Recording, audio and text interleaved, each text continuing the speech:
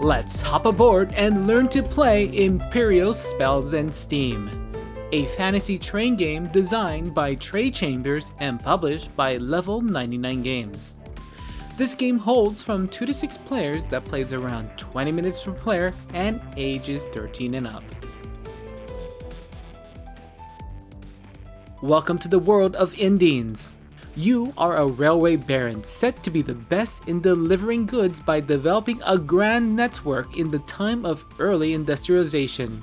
The goal in this game is to score the most victory points by delivering goods to cities, quickly fulfilling demands, and get awarded by carrying out special objectives. Let us now set up the game.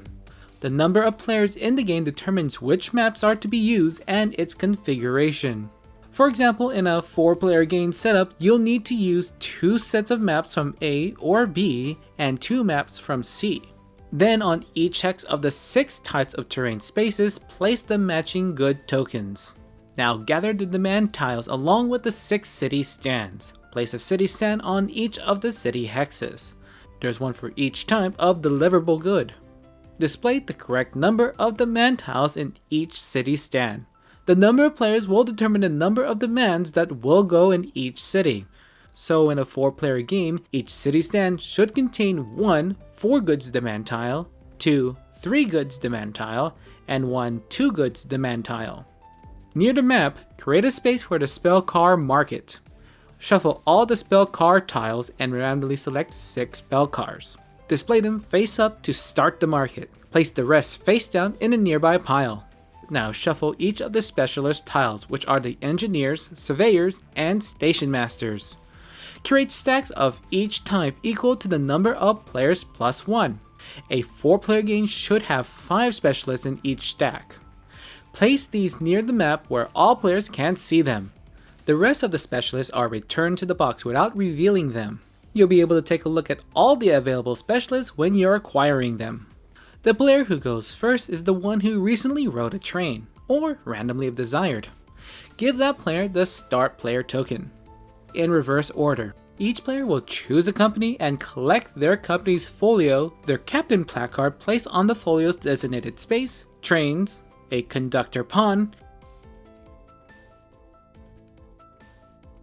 You may decide to use a wild captain instead in place of any company's captain. Finally, beginning with the star player, the player build their headquarters. Each company's folio will have a starting terrain shown on the upper left. The player will choose and place their train on one of these terrain hexes.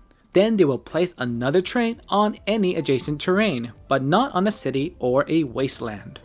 If you wish, you may play with these advanced rules. After setting up the specialist market, shuffle the award tiles and deal 2 of them face up near the map.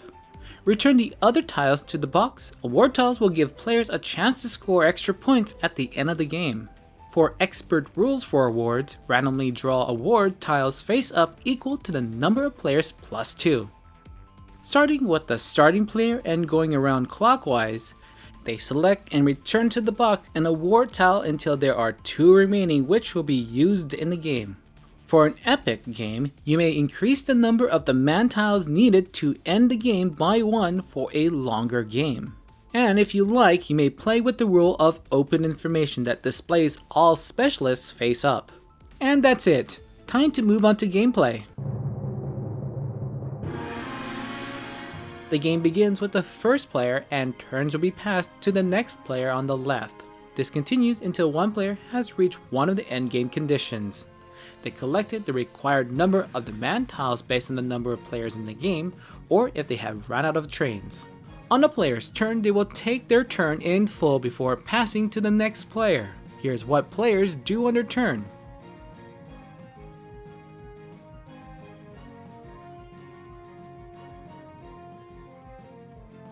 Which may include delivering goods. When a player wants to activate any of their specialists, they must do it before they take their main action, and the specialist must be active and face up to use. They can be obtained when making an upgrade when you make a delivery, or by this effect represented by this symbol. There are 4 different specialists. captains, engineers, surveyors, and station masters. Both captains and engineers function the same way. You activate their ability, then flip them face down. To flip them back up, you must either use the effect or the administrate action to refresh them. Surveyors have very powerful abilities but can only be used once. They are turned face down and will not be available again for the rest of the game. Station Masters can be activated on each of the player's turn, and most will have special costs in order to use their effects, and they don't flip over.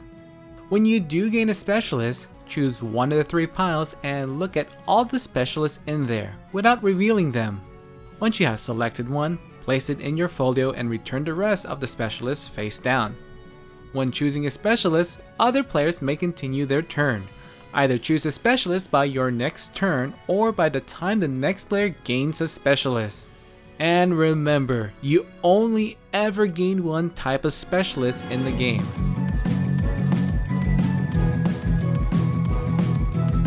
One of the 2 main actions you can take is the administrate action. When taking this action, do the 3 following effects in any order. Reclaim mana allows you to move all your spent mana off your board onto your folio to the available mana area. Refresh your face down captain and engineer by flipping them face up. And gain a spell card. Take any one spell card and place it onto your folio. We'll explain spell cards in detail later on. The action that you'll be taking the most is the move and activate action. First you move your conductor, and then you do the effects of the spell card tiles underneath the conductor. Your conductor starts the game on the start space. You must always move your conductor to the next space, and you must always move them to the right. Your conductor cannot move beyond the end of the line. A player may pay extra mana to move them further along the line. So here are the prices. The first move is, of course, free. Then to move the conductor to the second space requires the player to spend 1 mana. Moving to the third space will cost 3 mana, and 4 spaces will cost 6 mana. The conductor cannot move more than 4 spaces for this action.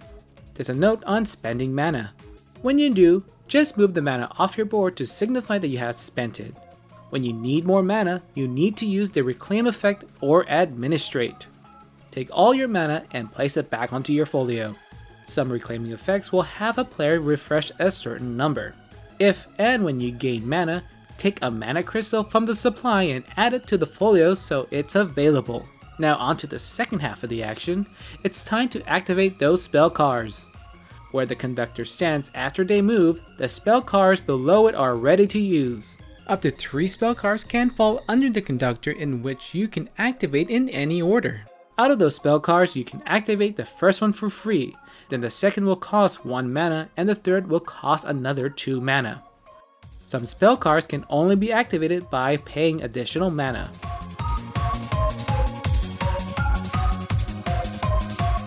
Staying on track, spell cards come in a variety of different effects and abilities. Your company folio will already come with a set of spell cards plus a unique company spell card.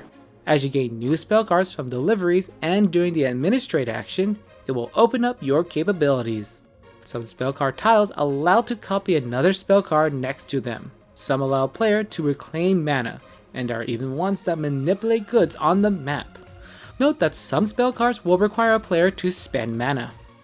When adding a spell card, place it anywhere in the second row. Then you may place on the third row once the second row is filled.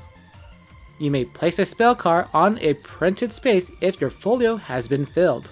Standard spell cards, which build tracks, place the trains on specific terrain. A spell card, like the Trailblazer, will give a player a choice of one of the 2 terrains shown to place 1 train.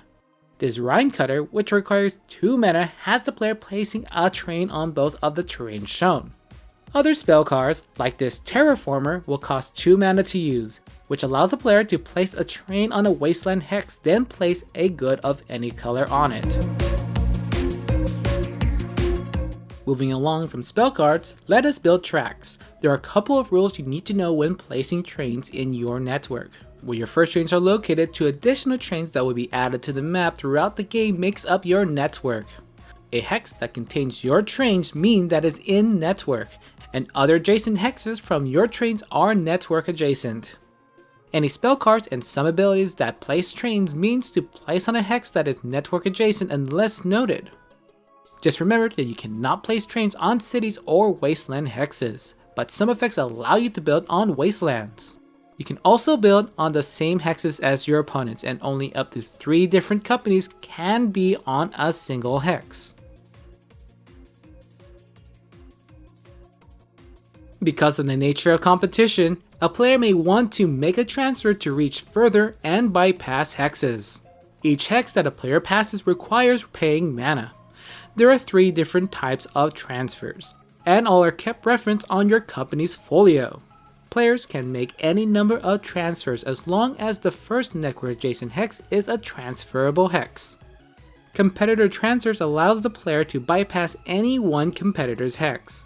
Each hex you pass by will cost 2 mana, and the number of competitors on a hex and passing different competitors doesn't add to the cost. Players can transfer through cities and wastelands by paying 3 mana for cities and 4 mana to go over wasteland hexes.